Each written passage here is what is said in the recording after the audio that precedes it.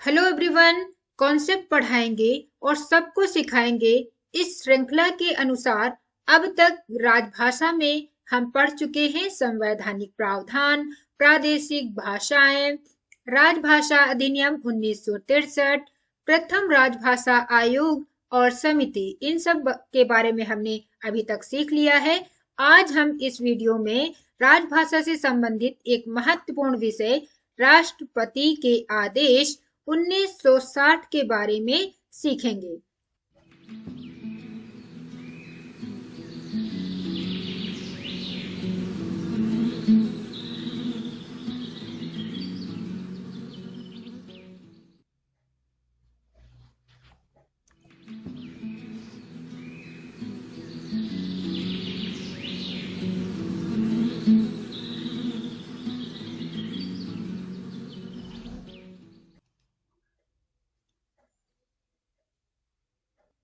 राष्ट्रपति के आदेश को जानने से पहले हम अनुच्छेद 344 के बारे में एक बार फिर से चर्चा करेंगे, क्योंकि अनुच्छेद 344 में राजभाषा के संबंध में आयोग और संसद की राजभाषा समिति से संबंधित वर्णन मिलता है हमें। इसमें यानी इस अनुच्छेद में कई उपभाग हैं, जिसमें से अनुच्छेद 344 के उपभाग 1 में आयोग का गठन का वर्णन मिलता है। इसमें बताया जाता है कि संविधान के प्रारंभ होने से 5 वर्ष बाद आयोग का गठन राष्ट्रपति के द्वारा किया जाएगा। वहीं पर अनुच्छेद 344 के दूसरे उपभाग के अनुसार आयोग का कर्तव्य क्या होगा, इसके बारे में जानकारी मिलती है। अनुच्छेद 344 के चौथे उपभाग में समिति का गठन किस प्रकार से किया जाएगा, इसका वर्णन मिलता है। और अनुच्छेद 344 के उपभाग 5 में समिति के कर्तव्य क्या होंगे, यह बताया गया है। और अनुच्छेद 344 के उपभाग 6 में आयोग व समिति के सिफारिशों को ध्यान में रखते हुए राष्ट्रपति को निर्देश देने की शक्ति प्रदान की जाती है, ऐसी जानकारी हमें प्राप्त होती है।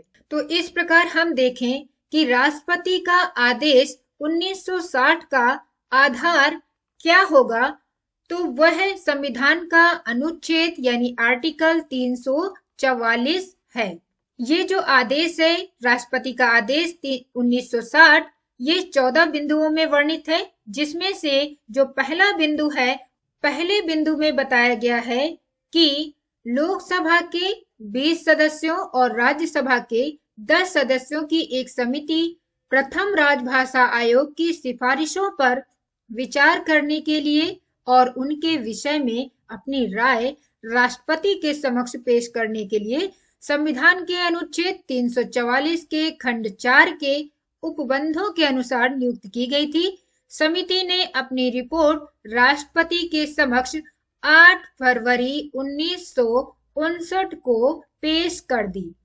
वहीं दूसरे बिंदु में अनुच्छेद 344 के खंड 6 द्वारा दी गई शक्तियों का प्रयोग करते हुए राष्ट्रपति ने समिति की रिपोर्ट पर विचार किया है और राजभाषा आयोग की सिफारिशों पर समिति द्वारा अभिव्यक्त राय को ध्यान में रखकर इसके बाद निर्देश जारी किए। और ये जो निर्देश हैं, वो राष्ट्रपति का आदेश 1960 के नाम से आम जानकारी के लिए दिनांक 27 अप्रैल 1960 को प्रकाशित किया गया था। तो इस दिनांक को भी याद रखना है। यहाँ तारीख क्या है, 27 अप्रैल 1960 को जो राष्ट्रपति द्वारा जो आदेश निकाले गए थे, उसको 1960 में अप्रैल के महीने में यहाँ पर आम जानकारी के लिए प्रकाशित यानी पब्लिश कर दिया गया था। अब तीसरे बिंदु की बात करें तो इसमें शब्दावली के बारे में निर्देश दिए गए हैं और बताया गया है कि शब्दावली तैयार करने में मुख्य लक्ष्य अब उसकी जो स्पष्टता होगी, यथार्थता और सरलता होनी चाहिए। यानी जब भी हम शब्दावली तैयार की जाएगी तो वहां पर शब्दों में स्पष्टता, यथार्थता और सरलता होनी चाहिए। अंतरराष्ट्रीय शब्दावली अपनाई जाए या जहां भी आवश्यक हो अनुकूल कर लिया जाए। सब भारतीय भाषाओं के लिए शब्दावली का विकास करते समय लक्ष्य ये होना चाहिए कि इन सभी भाषाओं में अधिकतम एक रूपता हो और एक प्रमाणिक जो शब्दकोश है उसको निकालने के लिए एक ऐसा स्थायी आयोग कायम किया जाए या बनाया जाए जिसके सदस्य जो होंगे वो वैज्ञानिक और प्रौद्योगिकीविद हों। चौथे बिंदु में प्रशासनिक संहिताओं और अन्य कार्यविधि साहित्य के अनुवाद से संबंधित वर्णन मिलता है और इसमें आदेश देते हुए कहा गया है कि शिक्षा मंत्रालय सांविधिक नियमों, विनियम और आदेशों के अलावा बाकी सब संहिताओं और अन्य कार्यविधि साहित्य का अनुवाद करे। यानी शिक्षा मंत्रालय सभी संहिताओं का और कार्यविधि साहित्य का अनुवाद करेगा, लेकिन सांविधिक नियमों, विनियम और आदेशों का अनुवाद शिक्षा मंत्रालय द्वारा नहीं किया जाएगा। फिर किसके द्वारा किया जाएगा? यहाँ पर ये सारे जो अनुवाद हैं वो विधि मंत्रालय के द्वारा किए जाएंगे। जबकि अगले निर्देश में बताया गया कि प्रशासनिक कर्मचारी वर्ग का जो हिंदी का जो प्रशिक्षण है वो किस प्रकार से वहां पर दिया जाएगा, ये बताया गया है अगले बिंदु में। और यहाँ पर जोर देते हुए बताया गया था, जब समिति और आयोग की सिफारिशों की समीक्षा करने के बाद राष्ट्रपति ने जो आदेश निकाला उसमें बताया कि 45 वर्ष से कम आयु वाले सब केंद्रीय कर्मचारियों के लिए सेवाकालीन हिंदी प्रशिक्षण प्राप्त करना अनिवार्य कर दिया जाना चाहिए। तो आपको ये याद रखना है कि यहाँ पर कितने वर्ष से कम के लोगों को प्रशासनिक जो हिंदी का प्रशिक्षण है वो देना चाहिए, वो है 45 वर्ष से जो कम के होंगे उन सभी को यहाँ पर प्रशिक्षण हिंदी का दिया जाना चाहिए। यहाँ पर जो तृतीय वर्ग के कर्मचारी होंगे उनको इस प्रशिक्षण से छूट देने का प्रावधान भी किया गया है।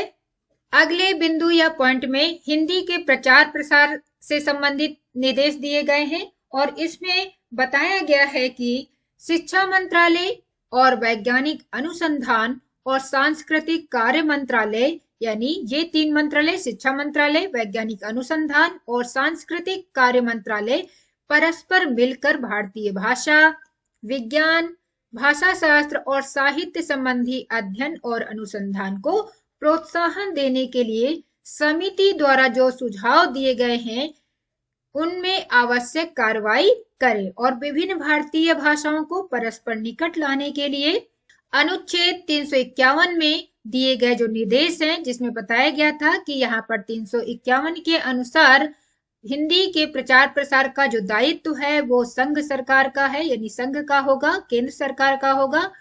तो उनके अनुसार हिंदी का विकास करने के लिए आवश्यक योजना तैयार करे। ये हिंदी के प्रचार प्रसार से संबंधित आदेश यहाँ पर दिया गया था। जबकि यहाँ पर इस आदेश के द्वारा केंद्रीय सरकारी विभाग के स्थानीय कार्यालयों के लिए जो वहां पर भर्ती होगी उसके मानदंड क्या होंगे उसके बारे में भी निर्देश दिए गए हैं।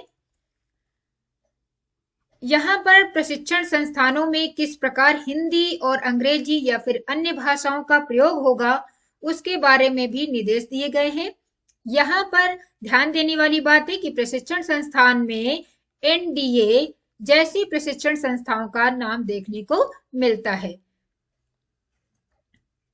अखिल भारतीय सेवाओं और उच्चतर केंद्रीय सेवाओं में जो भर्ती होती है उसमें परीक्षा का माध्यम क्या होना चाहिए, भाषा विषयक प्रश्न पत्र किस प्रकार से होने चाहिए और कैसा होना चाहिए, इसके बारे में भी आदेश यहाँ पर दिए गए हैं।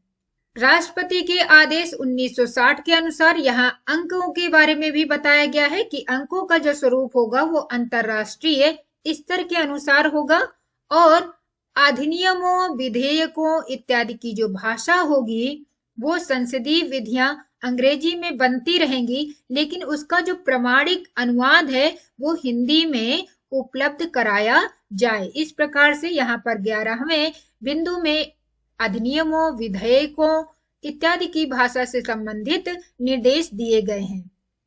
इस आदेश में उच्चतम न्यायालय और उच्च न्यायालय की भाषा कैसी होनी चाहिए उसके बारे में भी निर्देश दिए गए हैं। जबकि विधि क्षेत्र में हिंदी में काम करने के लिए जो आवश्यक आरंभिक कदम है कि सबसे स्टार्टिंग में क्या क्या स्टेप होने चाहिए उसके बारे में बताया गया है।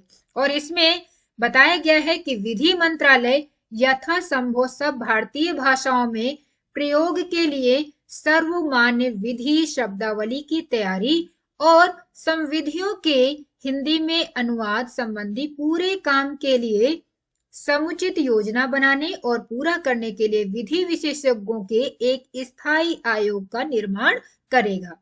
यहाँ जो अंतिम बिंदु है उसमें हिंदी के आने वाले जो प्रयोग हैं, प्रगामी प्रयोग हैं, उनके लिए जो योजना बनाई जाएगी उसके कार्यक्रम के बारे में बताया गया है कि संघ की राजभाषा के रूप में हिंदी के प्रगामी प्रयोग की योजना संघ सरकार बनाए और उसको कार्यान्वित करे। तो इस प्रकार से जो हिंदी के प्रगामी प्रयोग के लिए जो योजना का कार्यक्रम होगा वो किसके द्वारा बनाया जाएगा? संघ सरकार के द्वारा, और इसके द्वारा ही यहाँ पर उसको कार्यान्वित किया जाएगा। तो आज हमने राजभाषा से संबंधित जो राष्ट्रपति का आदेश है जो 27 अप्रैल 1960 को प्रकाशित किया गया था उसके बारे में यहाँ पर पढ़ा है, उसको सीखा है, और हम आशा करते हैं कि ये सारी चीजें आपकी आने वाली परीक्षाओं के लिए जिसकी आप राजभाषा की तैयारी कर रहे हैं उसमें ऐसे प्रश्न आपके पूछे जाते हैं और आपकी तैयारी में मददगार साबित होंगे। तो अगर आपने अभी तक पिछले वीडियोस नहीं देखी हैं जो कि राजभाषा से संबंधित है इस सीक्वेंस में, संघ की राजभाषा, प्रादेशिक भाषाएं, प्रथम आयोग, समिति, इन सब के बारे में अगर आपने अभी तक वीडियो नहीं देखा है तो आप उसको भी जाकर iExamB के वेबसाइट पर भी देख सकते हैं या फिर यहाँ पर यूट्यूब के चैनल पर भी देख सकते हैं, जिससे आपको आने वाले जो इसके आगे जो श्रृंखला होगी, जो प्रकरण होंगे, वो आसानी से आपको समझ में आए और आप अपनी तैयारी को iExamB के साथ 50% फास्टर बना सकते हैं। और इसके लिए आप इसके चैनल को सब्सक्राइब कर सकते हैं, बेल आइकन दबाएं जिससे आपको सही समय पर सही नोटिफिकेशन मिल जाए। अधिक जानकारी के लिए आप इस नंबर पर कांटेक्ट कर सकते हैं जिससे iExamB से रिलेटेड या आपकी परीक्षाओं से संबंधित कोई भी आपको समस्या है उसके लिए हर संभव मदद आपकी की जा सके।